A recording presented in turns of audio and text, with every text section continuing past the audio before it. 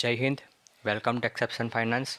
तो आप यहाँ पर जो है कंपनी का फंडामेंटल एनालिसिस कैसे करते हैं तो वो यहाँ पर स्टेप बाय स्टेप सीखते आ रहे हैं। तो उसी की कंटिन्यूएशन में आज हम यहाँ पर एक और यहाँ पर नया टॉपिक यहाँ पर पढ़ने वाले हैं जिसका नाम है शेयर होल्डिंग पैटर्न। लेकिन उससे पहले अगर आपने अभी तक चैनल को सब्सक्राइब नहीं किया है तो प्लीज़ सब्सक्राइब कीजिए और साथ में बेल आइकन को भी दबा दीजिए ताकि आपको ऐसे ही वीडियोस जो कि एकदम बिगिनिंग से लेकर एडवांस तक आपको स्टेप बाय स्टेप मिलते जाएंगे, पूरे एकदम डिटेल एग्जाम्पल के साथ, पूरा एक्सप्लेनेशन के साथ, लाइव में एग्जाम्पल।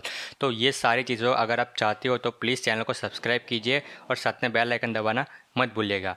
तो शुरू करते हैं हमारा आज का टॉपिक। तो शेयर होल्डिंग पैटर्न, तो ये क्या होती है, शेयर होल्डिंग पैटर्न का इम्पोर्टेंस क्या होता है, उसमें एक्सेप्शनल चीज़ें क्या होती है, हमको कैसे पता चले कि ये पैटर्न अच्छी है, ये पैटर्न बुरी है क्या नहीं है।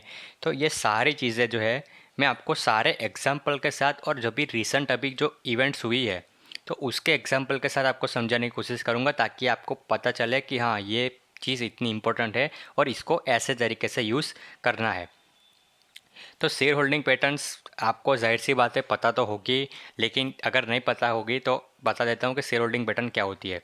तो यहाँ पर जो होता है कोई कंपनी होती है तो वो यहाँ पर पब्लिक में लिस्टिंग होती है उसकी। तो यहाँ पर क्या होता है कि उसके पास सारा उसके पास कंट्रोल नहीं होता क्योंकि उसको पैसा अगर रेस किया है तो यहाँ पर क्या होगा, उसने यहाँ पर इतने स्टॉक्स जो है अलोकेट किए होंगे। तो यहाँ पर जाहिर सी बात है कि ये थोड़े बहुत स्टॉक अगर यहाँ पर कुछ कुछ यहाँ पर हिस्सा कंपनी के खुद मालिक के पास रहेगा। जैसे कि अभी मिनिमम हिस्सेदारी यहाँ पर रखा है कि कंपनी का जो मालिक है वो अपने पास खुद मिनिमम मैक्सिमम 75% ही रख सकता है। तो कंपनी का मालिक अगर खुद अपने पास मैक्सिमम 75% रख सकता है तो बाकी का जो 25% बचा वो भी तो किसी ना किसी के पास तो होगा। तो यही सारी चीज़ों का अगर बाइफरकेशन होता है तो उसको हम बोलते हैं शेयर होल्डिंग पैटर्न। यानी कि कोई कंपनी है उसमें फॉरेन इन्वेस्टर आके ये इन्वेस्ट करते हैं, अपने डोमेस्टिक इन्वेस्टर होते हैं वो इन्वेस्ट करते हैं, हम जैसे लोग पब्लिक लोग जो हम स्टॉक्स बाय करते हैं तो हम लोग इन्वेस्ट करते हैं। तो ये सारे जो लोग होते हैं तो उनका बाइफरकेशन करना कि भाई प्रमोटर तेरे पास इतने शेयर्स है, इतनी क्वांटिटी इतने परसेंटेज में शेयर्स है, फॉरेन इन्वेस्टर तुम्हारे पास इतने शेयर्स है, डोमेस्टिक इन्वेस्टर तेरे पास इतने शेयर्स है, पब्लिक तेरे पास इतने शेयर्स है। तो ये सारी चीज़ों का बाइफरकेशन होता है। तो उसको हम बोलते हैं शेयर होल्डिंग पैटर्न कि किसके पास यहाँ पर कितने कितने शेयर्स है। तो अब आप सोच रहे होगे कि इससे हमको क्या पता लगेगा, हमको यहाँ पर ये चीज़ जानने में हमको क्या पता लगेगा।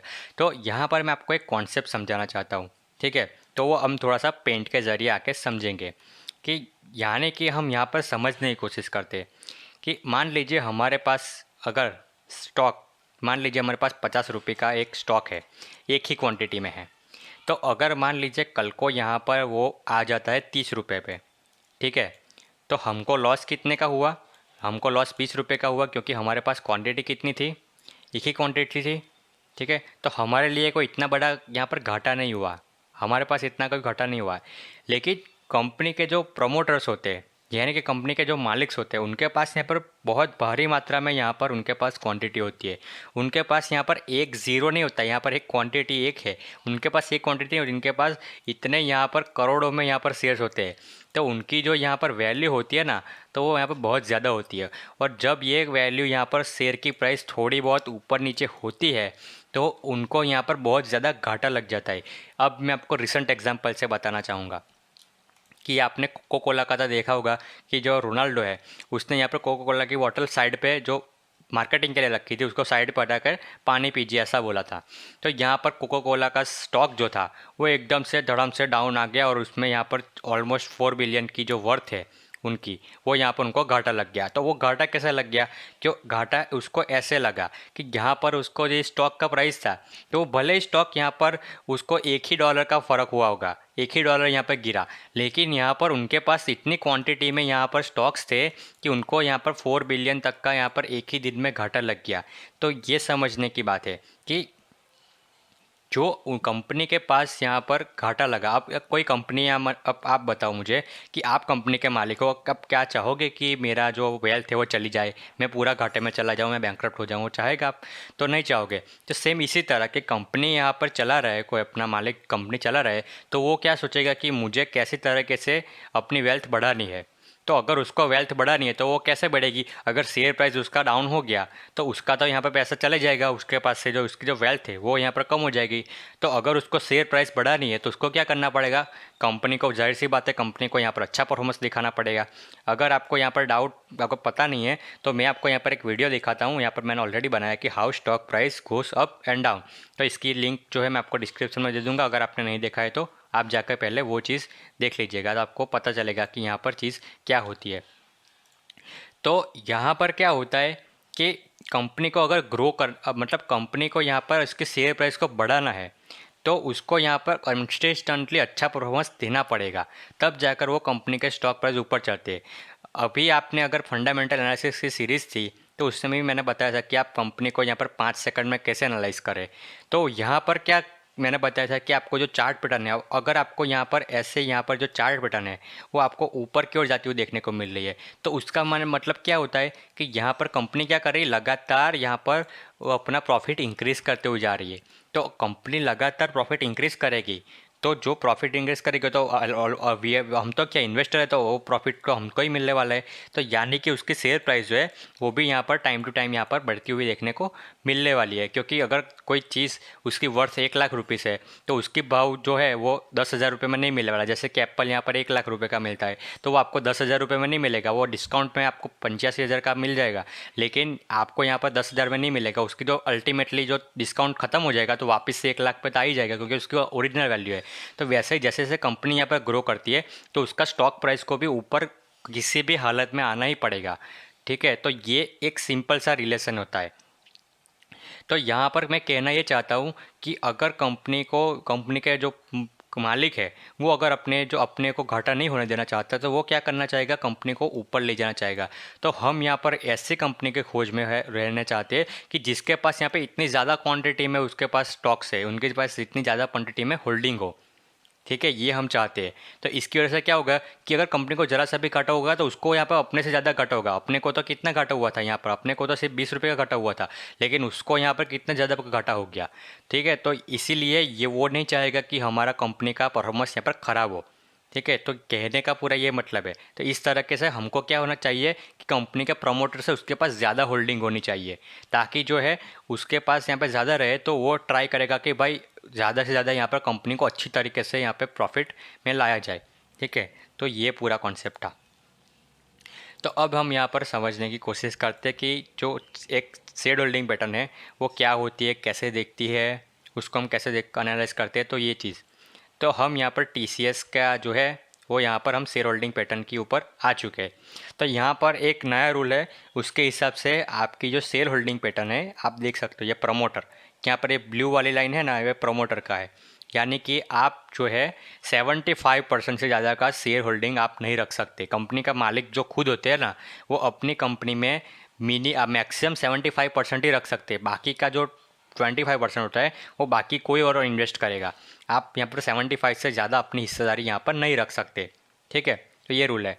तो हमको क्या चाहिए कि ज़्यादा से ज़्यादा 50% से ऊपर या ऐसे अगर शेयर होल्डिंग पैटर्न होती है प्रोमोटर के पास तो यानी कि अच्छी बात है।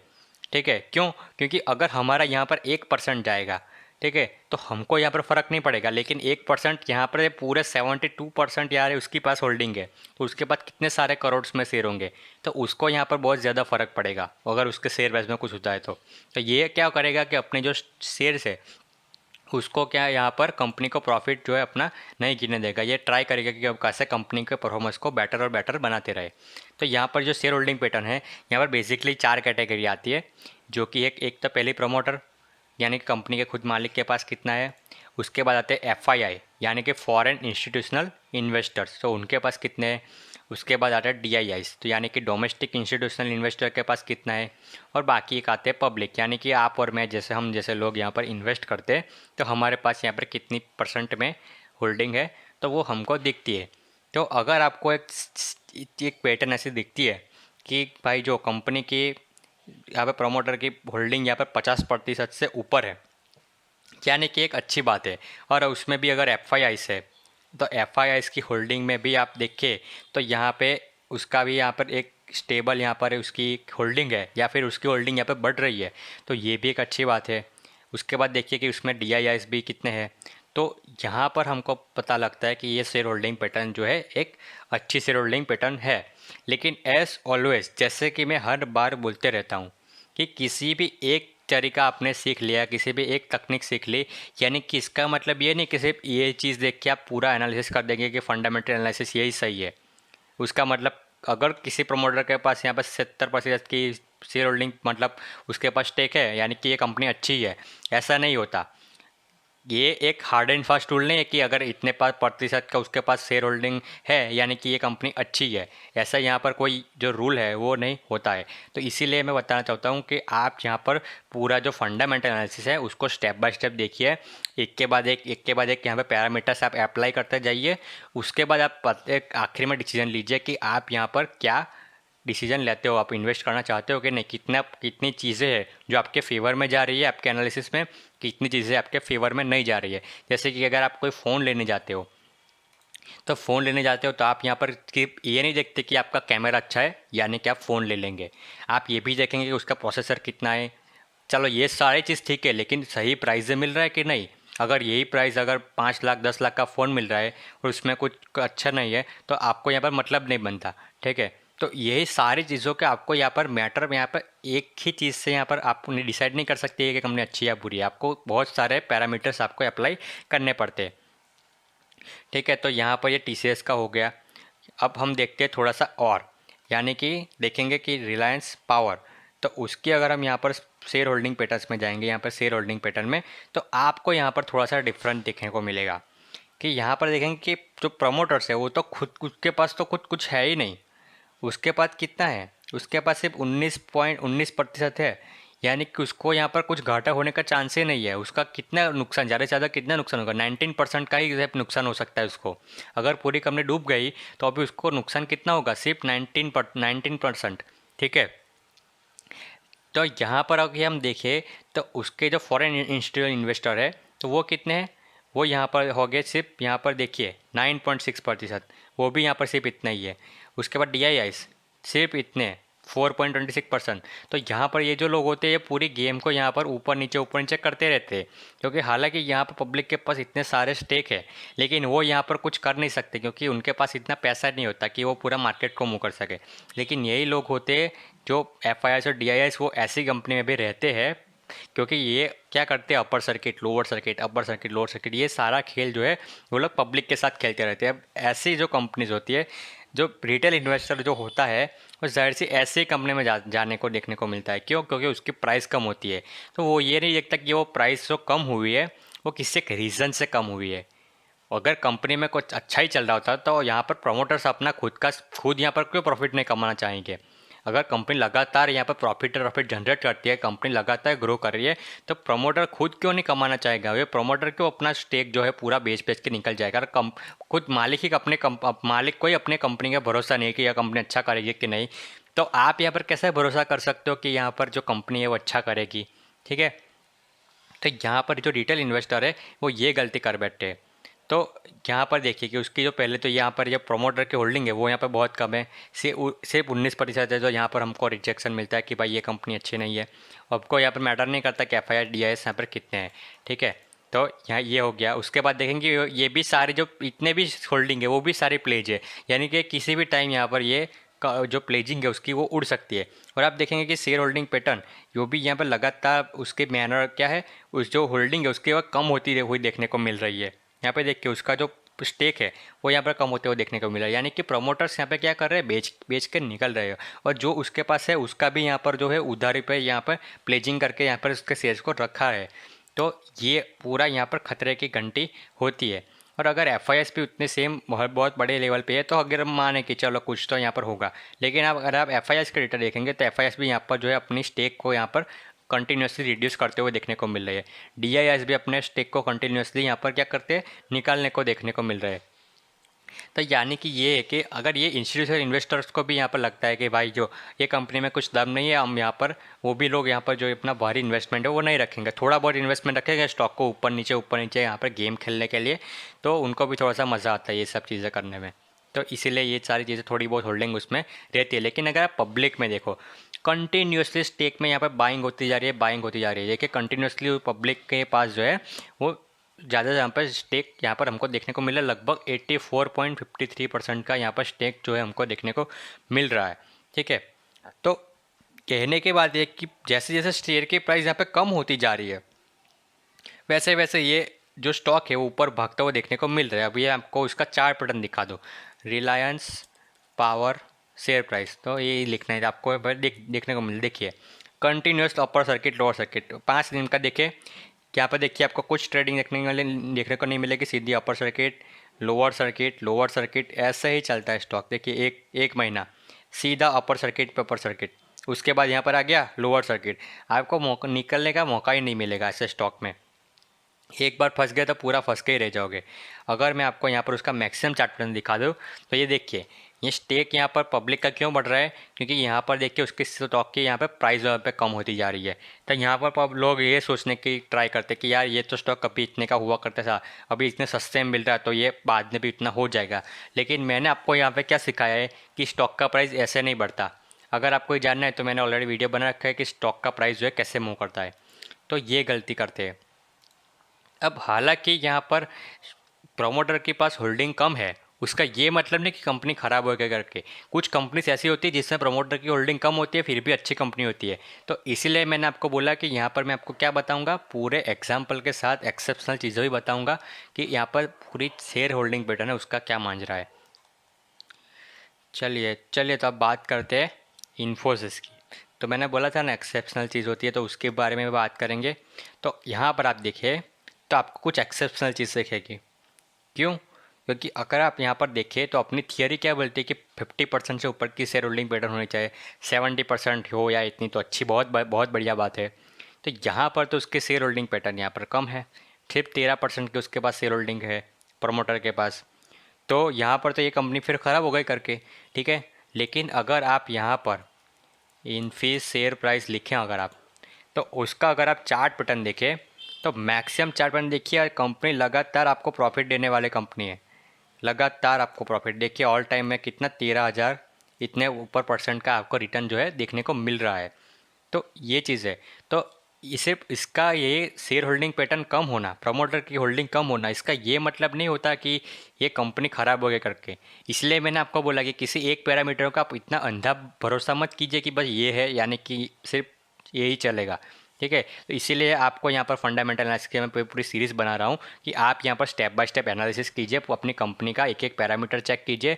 उसके बाद आप एनालिसिस कीजिए कि कितना पैरामीटर आपकी कंपनी के फेवर में है, कितने पैरामीटर आपकी कंपनी के अगेंस्ट है, और उसके बाद आप डिसाइड कीजिए कि भाई आप मुझे ये कंपनी में जाना चाहिए कि नहीं जाना चाहिए। कंपनी ने इन्फोसिस ने कितनी बार यहाँ पर बोनस दिया है, डिविडेंड्स दिया है, तो यहाँ पर ये कंपनी बहुत सॉलिड कंपनी है।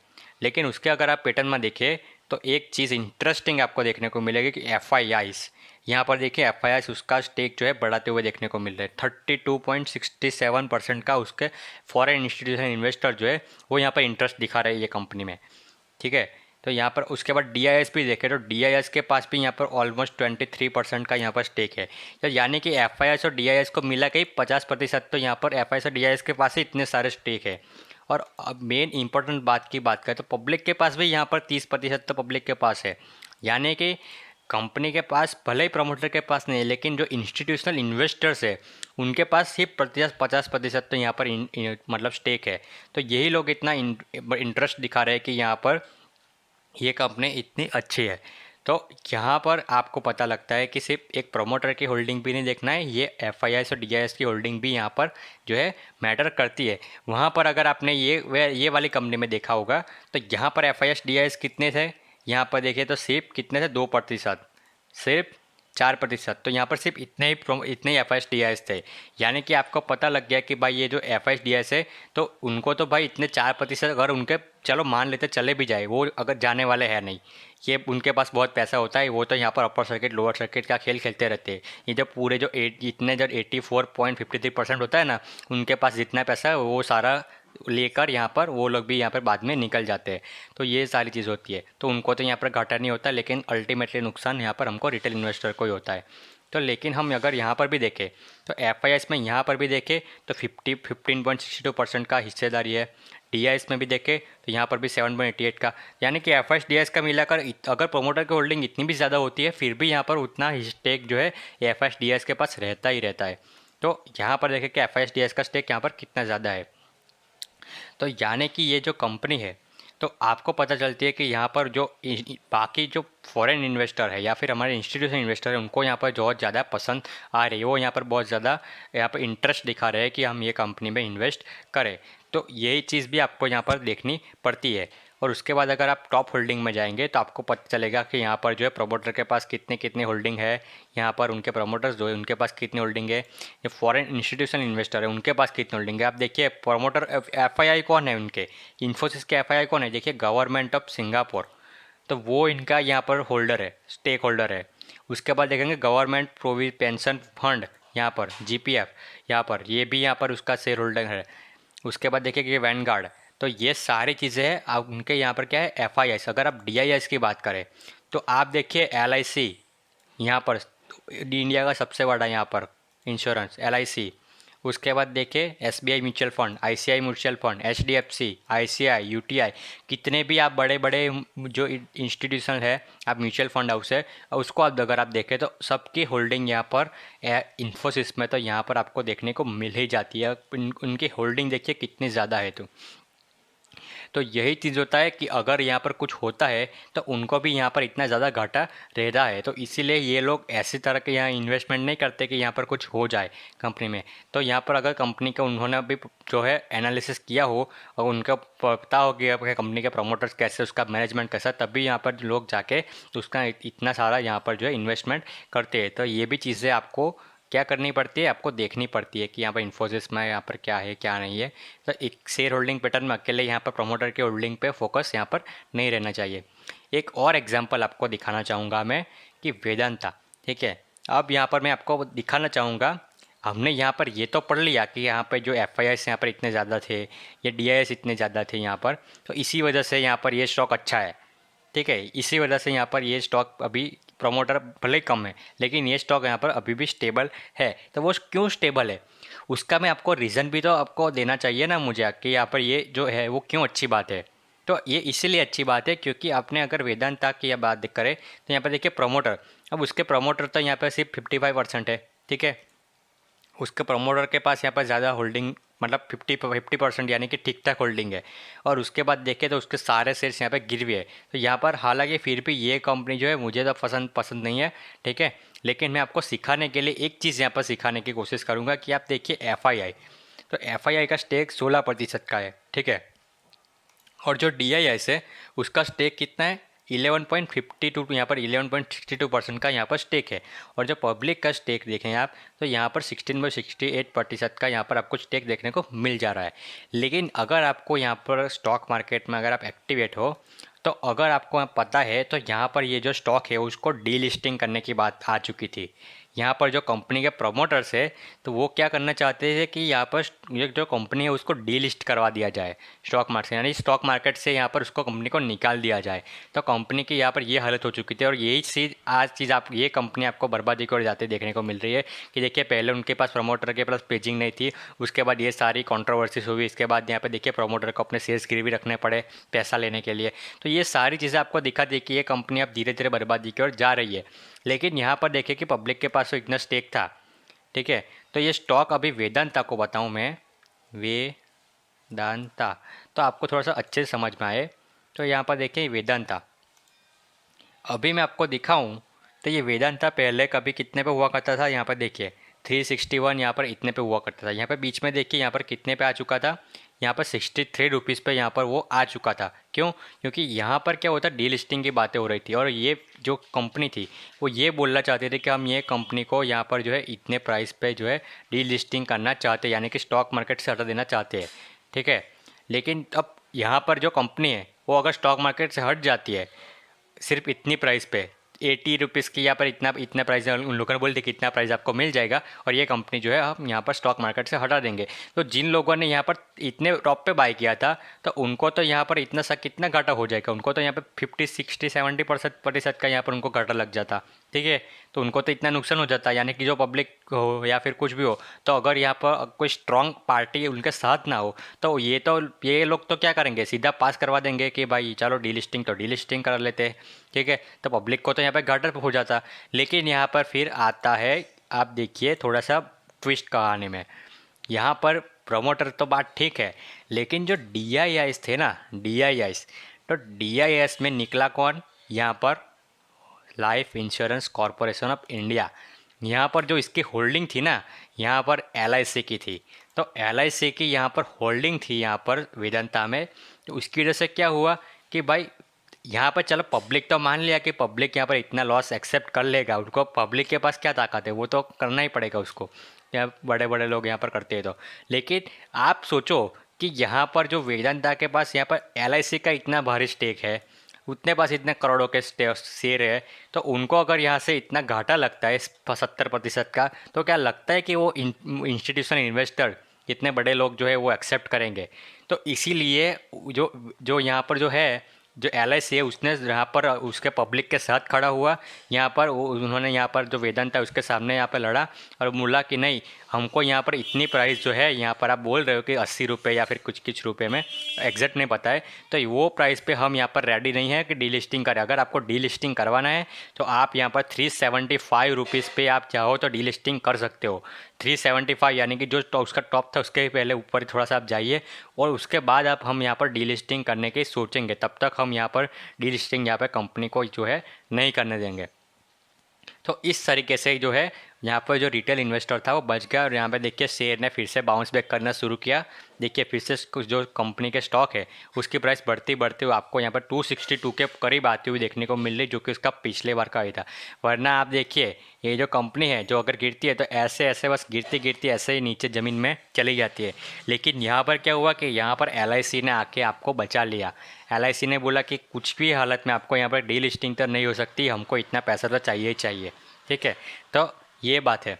तो इस तरीके से अगर आपके पास अगर ऐसा हाथ हो, आपके पास अगर आपके ऊपर ऐसा हाथ हो, तो आप क्या बच सकते, आपके बचने के चांस बन जाते हैं। अगर आप यहाँ पर इसकी भी देखिए तो उसकी होल्डिंग देखिए, तो यहाँ पर देखिए गवर्नमेंट सिंगापुर, ये सारी चीज़ें उसकी FII, DIS में देखिए LIC, यहाँ पर भी देखिए ऑलमोस्ट 6% की उसकी भी होल्डिंग है। तो अगर कल को उठ के यहाँ पर इन्फोसिस में भी कुछ होता है तो ये भी यहाँ पे आपको बचाने की यहाँ पर ट्राई करेगा, क्योंकि उनको भी यहाँ पर ज़्यादा नुकसान हो सकता है। बाकी के सारे जो म्यूचुअल फंड्स इतने सारे, तो म्यूचुअल फंड में किसका पैसा होता है? म्यूचुअल फंड में अपने का ही पैसा होता है। तो ये सारी चीज़ें यहाँ पर होती है, तो इसीलिए उनकी जो FII और DIS की जो स्टेक होती है ना, वो भी मैटर करती है। और उसमें भी ज़्यादा इम्पोर्टेंट मैटर करता है कि उनमें से कौन हिस्सेदारी है, कौन जो है लोग वो उसकी हिस्सेदारी है, वो यहाँ पर मैटर करती है। ठीक है, तो आई होप कि ये शेयर होल्डिंग पैटर्न पे यहाँ पर बहुत ज़्यादा यहाँ पर बातचीत हो चुकी है। तो आई होप कि ये पूरा जो कॉन्सेप्ट है वो आपको समझ में आया होगा। तो प्लीज़ वीडियो को लाइक कीजिए, और चैनल को सब्सक्राइब करना मत भूलिएगा, क्योंकि देखिए शेयर होल्डिंग पैटर्न पे आपको जनरली यूट्यूब पे 4-5 मिनट का ही वीडियो देखने को मिलेगा, क्योंकि उसमें कुछ बोलने का है नहीं। लेकिन मैंने आपको एक के बाद एक यहाँ पर एक के बाद एक नए नए केसेस देख के, एक्सेप्शनल केस देख के, एग्जाम्पल के साथ कैसे यहाँ पर चीज़ें काम करती है, कैसे आप बच सकते हो, क्या देखना चाहिए क्या नहीं देखना चाहिए, वो सारी चीज़ें मैंने आपको फुल डिटेल में यहाँ पर ऑलमोस्ट 30 मिनट का वीडियो बन चुका है, मैंने आपको सिखाने की कोशिश की है। तो अगर आपको मेरा ये एफर्ट पसंद आ रहा है, आप अभी तक देख रहे हो, तो प्लीज़ कमेंट में लिखिएगा लास्ट, ऐसा लिखिएगा तो मुझे पता चले कि इसने लास्ट तक यहाँ पर ये वीडियो देखा है। तो मैं मिलता आपको अगले वीडियो में, आपको इसी तरीके से जो क्वालिटी वाला कंटेंट है वो देखने को मिलता रहेगा। तो मैं मिलता हूँ आपको अगले वीडियो में, तब तक के लिए गुड बाय, जय हिंद, भारत माता की जय।